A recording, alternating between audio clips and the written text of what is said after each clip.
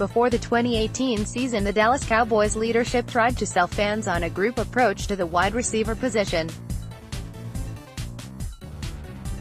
While some thought it might work, the consensus proved correct that there was not enough at the position to be successful. To remedy the situation, the Cowboys gave up their 2019 first-round pick for Amari Cooper. Cooper was a success, and rookie Michael Gallup made huge strides. Beasley was his normal fantastic self, but after him the position group was shaky at best. With the Cowboys grabbing Allen Hurns last offseason and making a trade for Tavon Austin, there initially seemed to be some depth at wide receiver.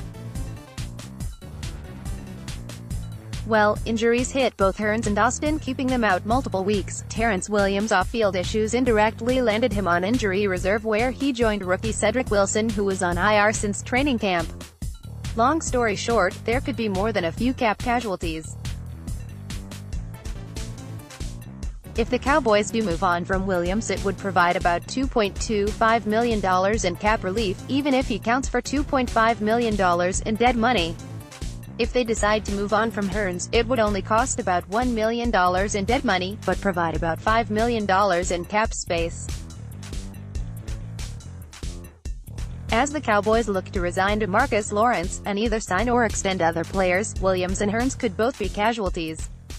That brings us to the most debated wide receiver this offseason, Beasley. Beasley is a great slot receiver. However, Beasley will be looking for a new contract that may be out of the reach of the Cowboys. With a potential $22 million per three-year contract on the horizon, Beasley could find himself on a different roster if the Cowboys decide to use as much as they can to take care of other business. If all three of these things happen, that leaves the Cowboys with Cooper and Gallup as the starters. However, after them there isn't much, even if they keep Austin. A collection of Cedric Wilson, Noah Brown, Lance Lenoir, and Reggie Davis isn't exactly a murder's row of talent. Some fans love Wilson, some Brown, and some still love Lenoir. However, none of them have shown they can do what Beasley can do, or that they are ready to be a top 2 receiver should injuries arise. Now it is possible the Cowboys keep all three players or a combination of them. However, the more likely option will be some more changeover at wide receiver, even if it isn't to the top 2 on the roster.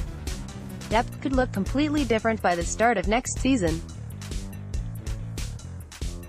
The Cowboys usually grab a receiver at some point during the draft or in free agency right after the draft. So the bottom of the roster could get churned. Essentially, this is a game of money and where the Cowboys want to spend it. They need help in the kick and punt return games, and a young receiver could help in both. Some mocks have had the Cowboys grabbing a middle-round receiver and others have one toward the end of the draft.